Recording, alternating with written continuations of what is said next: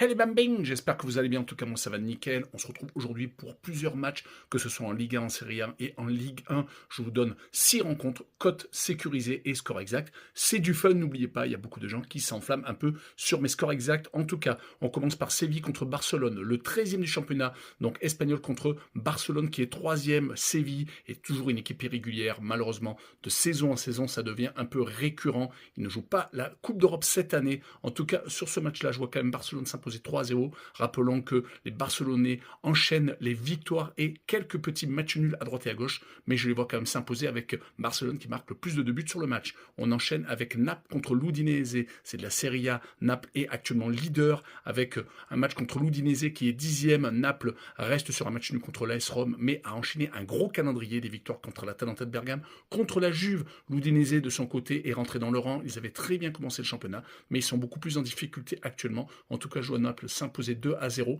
Et je verrai les deux équipes qui ne marquent pas sur cette rencontre. On enchaîne avec la Ligue 1. Auxerre contre Toulouse. Les Auxerrois n'ont plus gagné depuis fin novembre. C'est vraiment la Bérésina. Du côté de Toulouse, ils viennent de se faire sortir contre Guingamp en Coupe de France. Ils avaient eu également une très belle période. Là, actuellement, ils sont 10e. Les Auxerrois sont 12e sur ce match-là. Je vois un 0-0 et je verrai la double chance 1N. On enchaîne avec Strasbourg contre Montpellier. Les Strasbourgeois ont également été sortis de la Coupe de France par Angers. Ils sont un peu irréguliers ces derniers temps, même s'ils arrivent quand même à avoir de bons résultats. Ils sont 9e avec une équipe très très jeune, une des plus jeunes d'Europe. Comptez Montpellier, ils sont redevenus derniers après la victoire du Havre à Lille.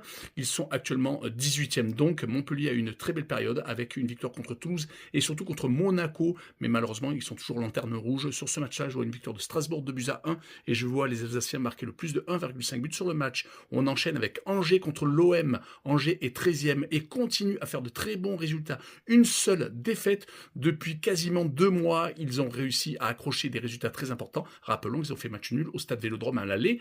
Les Marseillais de leur côté sont seconds.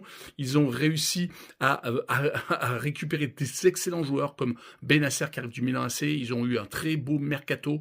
Rappelons que l'OM a fait beaucoup de matchs nuls, a perdu contre Nice, mais ils viennent de se rattraper avec une victoire contre Lyon. Sur ce match-là, je vois les Phocéens s'imposer 2-1 et je verrai l'OM marquer le plus de 1,5 but sur le match. Et on finira avec Lyon contre Reims. Les Lyonnais sont 8e, les Rémois sont 14e.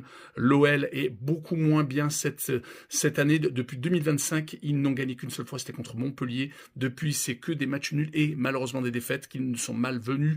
Ils vont jouer contre les Rémois qui sont 14e et qui sont également très en difficulté car ils ont changé d'entraîneur. Ils vont espérer récupérer un résultat à Lyon, mais je vois les Rodaniens s'imposer 2-1 et je vois un but de